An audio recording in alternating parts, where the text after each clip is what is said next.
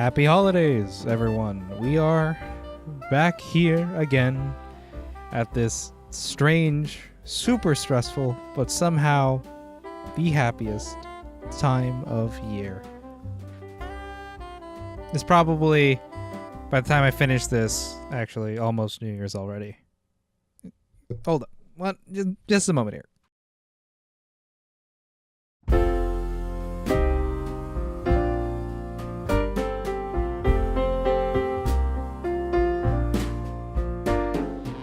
Wow, I can't believe an entire year has finally come and gone. It's either like a day after New Year's Day or like a little bit before New Year's Eve, depending entirely if I decide to finish this video on time or not. In any case, around this time of year, I always get reflective. I don't know what it is. Maybe it's the family. Maybe it's something about the atmosphere. It's certainly not the cold, because this winter was mild, and I don't go outside anyway.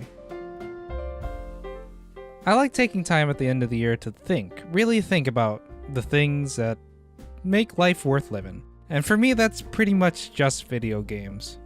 It's not a bad existence. Not at all. Oh boy, this year was a doozy when it comes to video games. There's just so many things that came out and I couldn't possibly have played everything I wanted to, but there were a couple that really did stand out for me. I'd like to take a moment just to really look back at as many of the things I can actually remember playing at all. Let's take a look here.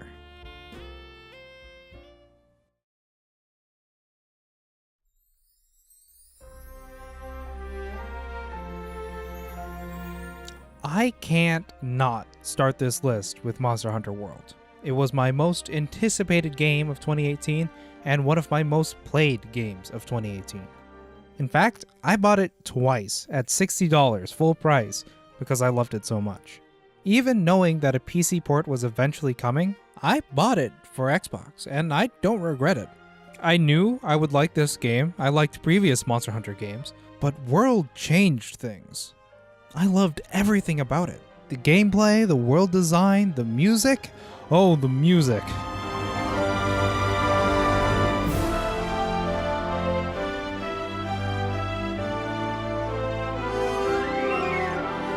Every time that key change hits, I get emotional. Oh boy.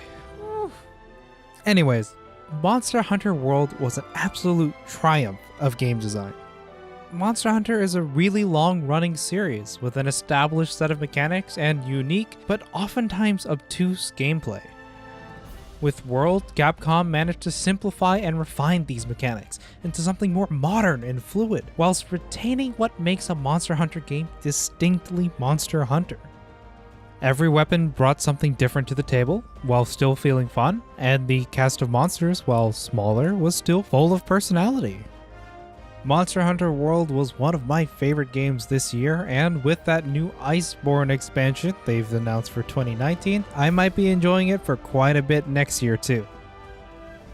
I mean, they could probably sell that expansion as another game for like another whole $60 and I'd probably still buy it. I've talked a little bit about Into the Breach before. In my review video of it, I found it an immensely clever turn-based tactics game that effectively distilled strategy into a series of little puzzles. While I don't want to retread too much here, I do feel the need to mention Into the Breach in my year in review. In any category I could put Into the Breach into, like small indie games, turn-based tactics games, roguelikes, games with mecha in them. In any category, after everything I've played this year, Into the Breach remains near the top of every single one of those. If you want to know more about my thoughts on Into the Breach, go watch my review video. I'll wrap up here by saying that, in my opinion, Into the Breach is a masterpiece.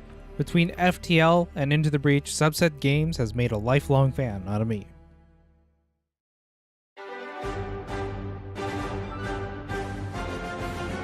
I played 2 Pokemon games this year, Pokemon Let's Go Eevee and a fan game called Pokemon Infinite Fusion. I don't have much to say really about either of these. Pokemon Let's Go Eevee was really cute, and Pokemon Infinite Fusion was a good amount of fun. I had a really good time editing that series.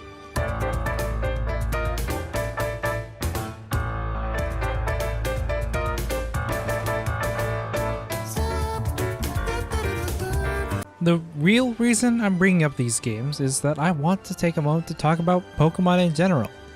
Yeah, sure, this is a year in review, but Pokemon, it is there every year. And it will be, till the end of time.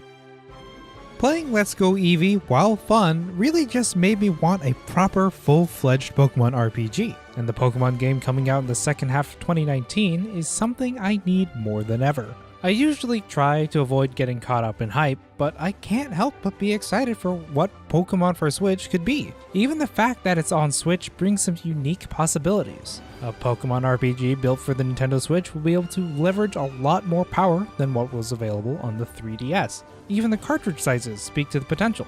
3DS cartridges maxed out at a measly 8GB. Switch cartridges come in a bunch of sizes, with Nintendo looking to release a 64GB one in 2019. I know size doesn't necessarily mean a good game, but come on. Imagine 64GB of Pokemon. In any case, Pokemon for Switch could be a game that marks a new direction for Pokemon, much like the way Breath of the Wild redefined what a Zelda game could be. Whatever Pokemon for Switch ends up being like, I'm sure I'll enjoy it next year, just like I enjoyed Pokemon all these previous years. Red Dead Redemption 2 was, unfortunately for me, one of those games that got washed away in the flood of things I wanted to play. From the little I did play of it, however, I have a pretty high opinion of the game. RDR2 brought a meticulously crafted world and a cast of complex, interesting characters, which I wish I spent more time interacting with. Many of the game's mechanics, like those that make up the hunting and skinning system, slowed down the game's pace and grounded you into the cowboy world Rockstar created. In the roughly 10 hours I played it, I felt that I had only began to scratch the surface. I wish I spent a little bit more time with the game while it was new, but I'm sure I'll revisit it in the future.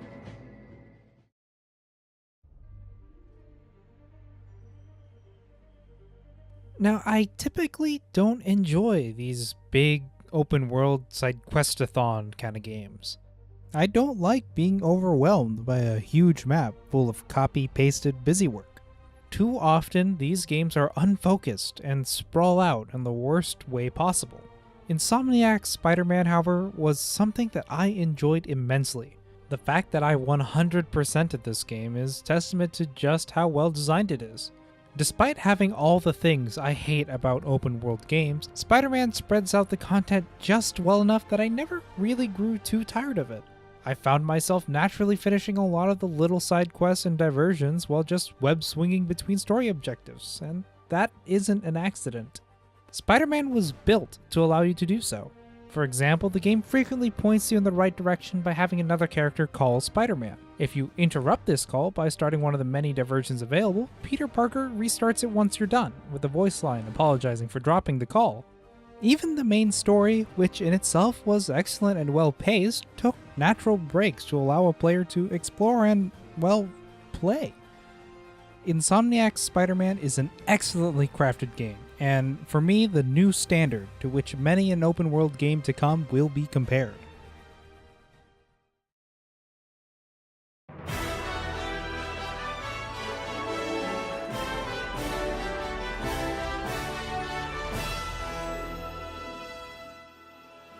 I don't know how they did it. I've been non-stop hyped for this game since the Switch came out. And when that Inkling reveal dropped, it got worse.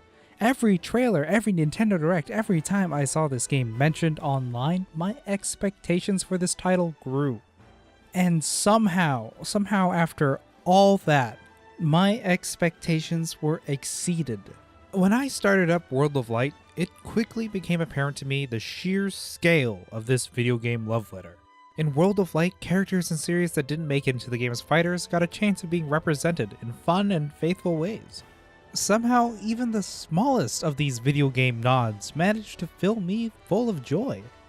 Like when I heard the Mega Man Star Force theme play or found the Ray Mark II Spirit, I knew that somewhere out there, somebody enjoyed these games as much as I did, and felt that they needed to be represented in this huge, beautiful video game museum. The love and care put into this game oozes out of its every single pore, and I expect that to continue with the DLC characters too. Piranha Plant looks insane. Joker, who I never saw it coming. Who's next? Who are we putting in? What do we we put Dark Souls in. We put Tetris. Tetris would be a great character. Ignis from Final Fantasy 15. His final smash is I got it, or he goes blind. Spoiler. Garen from League of Legends, put him in there. Hearthstone card, put that in there. Diablo 3 Wizard. Diablo 3 is on the Switch. That could be in there. What else? 2B. No. A2. No. 9S. Put 9S in. Then put the Switch in as put the Nintendo Switch in as a character. Huh? Put a Pokemon in from the next generation. Put a Nintendog in as a character. Huh? It's just a dog. It barks and it fights. Cooking Mama. Put Cooking Mama in the game. Kratos. Put Kratos in. Sun. Put the Sun in. No, Kratos and Sun. It's a team, and the special attacks are the Sun. And then Lego Anakin Skywalker. Put Lego Anakin Skywalker in the game. Grunt from Halo. Put the Grunt from Halo in the game. Put Sakurai in the game. He deserves it. Put him in the game. Put him and Reggie in the game. Put Reggie in the game as a Ridley Echo fighter. Oh no, I'm out of music. I still have more. Monster Hunter, put Monster Hunter in there. Ray 01, put Ray 01 in the game from Custom Robo. Adam Jensen from Deus Ex, put him in the game, and his taunt is I didn't ask for this. Put all the indie characters, like put all of them in. Celeste, Shovel Knight, Hollow Knight, Mech from Into the Breach. Put a jet plane in the game. I'm sure you can find a video game with a jet plane in it that you can put in the game. If I keep guessing characters, eventually I'll get one right, and then I'll be able to say